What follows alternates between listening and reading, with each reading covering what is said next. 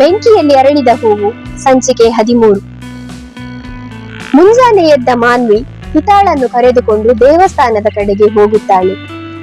ಅವಳ ಹೆಸರಿನಲ್ಲಿ ಅರ್ಚನೆ ಮಾಡಿಸಿದವಳು ಅವಳನ್ನು ಸಂಜೆಯಾಗುವವರೆಗೆ ಅಣ್ಣನ ಮಾತಿನಂತೆ ಊರಿಡೀ ಸುತ್ತಿಸಿದ್ದಳು. ಸಂಜೆ ಐಸ್ ಕ್ರೀಂ ಪಾರ್ಲರ್ಗೆ ಕರೆದುಕೊಂಡು ಹೋದವಳು ಬೇಕೆಂದೇ ಜ್ಯೂಸ್ ಕುಡಿಯುವ ನೆಪದಲ್ಲಿ ಅವಳ ಮೈ ಮೇಲೆ ಜ್ಯೂಸ್ ಚೆಲ್ಲಿದ್ದಳು. ಮೈ ಮೇಲೆಲ್ಲ ಚೆಲ್ಲಿದ ಜ್ಯೂಸ್ ಅನ್ನು ಒರೆಸಲು ಕಷ್ಟಪಡುತ್ತಿರುವ ಹಿತಾಳನ್ನು ಸಮಾಧಾನಿಸಿದ ಮಾನ್ವಿ ಅವಳಿಗೆಂದೇ ಡಾರ್ಕ್ ಪರ್ಪಲ್ ಲಾಂಗ್ ಗೌನ್ ಹಾಗೂ ಅದಕ್ಕೊಪ್ಪುವ ಸಿಲ್ವರ್ ಕಲರ್ ಶಾಲ್ ಒಂದನ್ನು ಖರೀದಿಸಿ ಅದನ್ನು ತೊಟ್ಟುಕೊಳ್ಳುವಂತೆ ಮಾಡಿದ್ದಳು. ಮಾನ್ವಿ, ಇಷ್ಟು ದುಬಾರಿ ಬೆಲೆಯ ಡ್ರೆಸ್ನ ಅಗತ್ಯ ನನಗಿರಲಿಲ್ಲ ಕಣೆ. ಸುಮ್ಮನೆ ಒತ್ತಾಯಪೂರ್ವಕವಾಗಿ ಹಾಕಿಸಿದೆ ನೋಡು. ಹಿತ, ಇವತ್ತು ನಿನ್ನ ಹುಟ್ಟಿದ ದಿನ ಕಣೆ. ಇವತ್ತು ಯಾರಾದ್ರೂ ಗಿಫ್ಟ್ ಕೊಟ್ರೆ ತಗೋತಾ ಇರಬೇಕು. ಅದು ಬಿಟ್ಟು ನಿಂದೇನೆ ಗೋಳು ಎಂದವಳು ಮನದಲ್ಲಿ ಮಾತ್ರ, ಅಯ್ಯೋ ಪೆದ್ದು, ಇದು ನಿನ್ನ ಬಾಯ್ ಫ್ರೆಂಡ್ ನ ಗಿಫ್ಟ್ ಕಣೆ, ಅವನು ಹೇಳಿದ್ದನ್ನಷ್ಟೇ ನಾನು ಮಾಡ್ತಾ ಇದ್ದೀನಿ ಅಂತ ಅಂದುಕೊಂಡಿದ್ದಳು. ಹಿತ, ಇನ್ನೊಂದು ರಿಕ್ವೆಸ್ಟ್ ಕಣೆ. ಇನ್ನೇನಾದ್ರೂ ಹಾಕೋಬೇಕಾ ನಾನು? ಹೇಳಮ್ಮ ತಾಯಿ. ಸರಿಯಾಗಿಯೇ ಗೆಸ್ ಮಾಡಿದೀಯ ನೀನು. ಸರಿ ಹೇಳು, ಏನ್ ಮಾಡ್ಬೇಕು ನಾನು? ಏನ್ ಗೊತ್ತಾ, ಇಷ್ಟು ಚೆನ್ನಾಗಿರುವ ಡ್ರೆಸ್ ಹಾಕಿದ ಮೇಲೆ ಅದಕ್ಕೊಪ್ಪುವ ಹಾಗೆ ಮೇಕಪ್ ಮಾಡ್ಬೇಕಲ್ವೇ?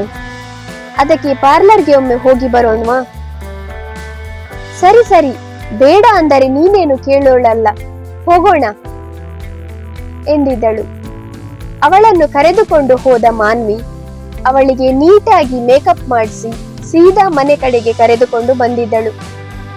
ಗೆಳತಿಯರಿಬ್ಬರು ಮನೆಯೊಳಗೆ ಕಾಲಿಡುವಾಗ ಮನೆಯೆಲ್ಲ ಕತ್ತಲಿನಿಂದ ತುಂಬಿದೆ. ಏನೇ ಮಾನ್ವಿ, ಮನೆಯೆಲ್ಲ ಕತ್ತಲಿನಿಂದ ತುಂಬಿದೆ? ಮನೆಯಲ್ಲಿ ಯಾರು ಇಲ್ವಾ ಹೇಗೆ? ಯಾರು ಕಾಣಿಸುತ್ತಾ ಇಲ್ಲ, ಕರೆಂಟ್ ಬೇರೆ ಇಲ್ಲ ಅಂತ ಕಾಣಿಸುತ್ತದೆ. ನಾನು ಹೋಗಿ UPS ಏನಾಗಿದೆ ಅಂತ ನೋಡಿಕೊಂಡು ಬರುತ್ತೇನೆ, ನೀನು ಒಳಗಡೆ ಹೋಗಿರು ಎಂದವಳು ಅಲ್ಲಿಂದ ಮಾಯವಾಗಿದ್ದಳು. ಒಳ ಬಂದ ಹಿತ ಅಲ್ಲೇ ಇದ್ದ ಸೋಫಾದ ಮೇಲೆ ಕುಳಿತಿದ್ದಳಷ್ಟೇ. ಒಂದೇ ಬಾರಿಗೆ ಬಣ್ಣ ಬಣ್ಣದ ಲೈಟ್ಗಳು ಆನ್ ಆಗಿದ್ದವು. ಬೆಚ್ಚಿದ ಹುಡುಗಿ ಸುತ್ತಲೂ ತಿರುಗಿದ್ದಳು. ಆ ಲೈಟುಗಳು ಅವಳನ್ನೇ ಫೋಕಸ್ ಮಾಡುತ್ತಿದ್ದವು. ಮಾನ್ವಿ ಮಾನ್ವಿ ಎಂದು ಜೋರಾಗಿ ಕೂಗಿದ್ದಳು ಹಿತ. ಆದರೀಗ ಅವಳದು ಸುಳಿವಿಲ್ಲ.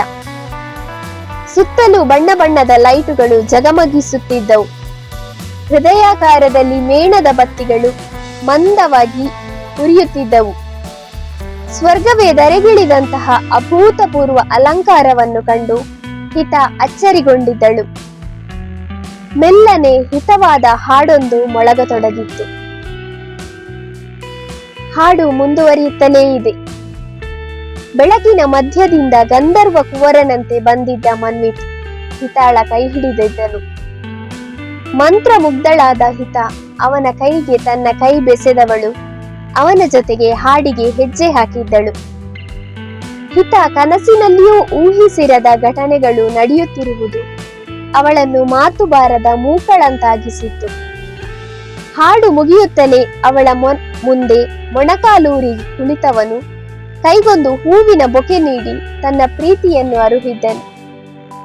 ಹಿತ, ನೀನು ನನ್ನ ಕಣ್ಣೆದುರಿಗೆ ಬಂದ ದಿನದಿಂದ ನೀನೆಂದರೆ ಅದೇನೋ ಸೆಳೆತ ನನಗೆ.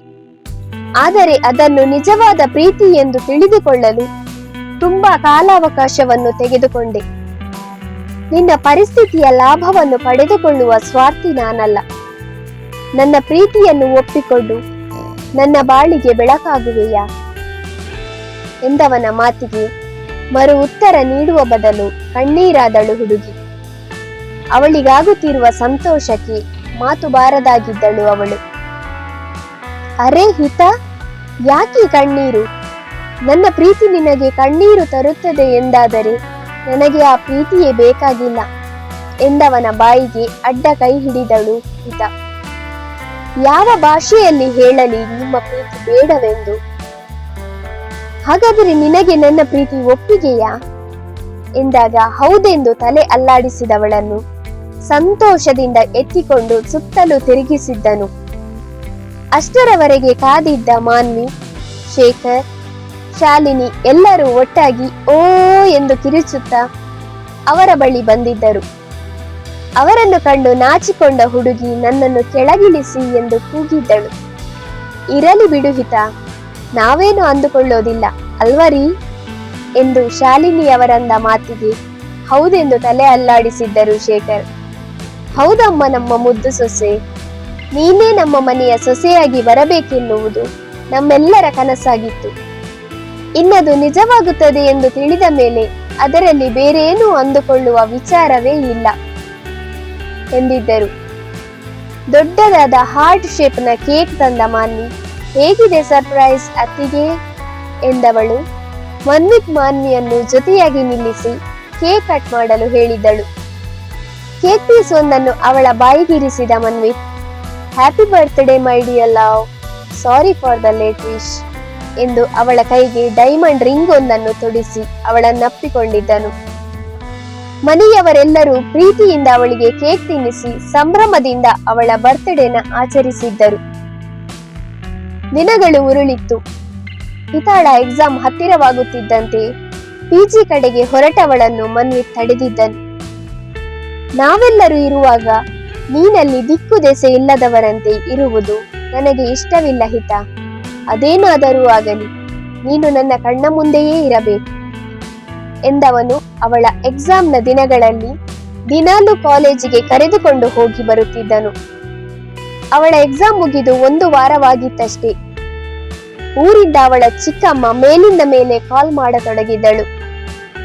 ನಿನ್ನ ಅಪ್ಪ ಹುಷಾರು ತಪ್ಪಿ ಸಾಯುವ ಸ್ಥಿತಿಯಲ್ಲಿದ್ದಾರೆ, ನೀನೀಗಲೇ ಹೊರಟು ಬರಬೇಕೆಂದವಳ ಮಾತು ಕೇಳಿ ಹಿತಾಳಿಗೆ ಆಘಾತವಾಗಿತ್ತು. ಕಥೆ ಮುಂದುವರಿಯುತ್ತದೆ.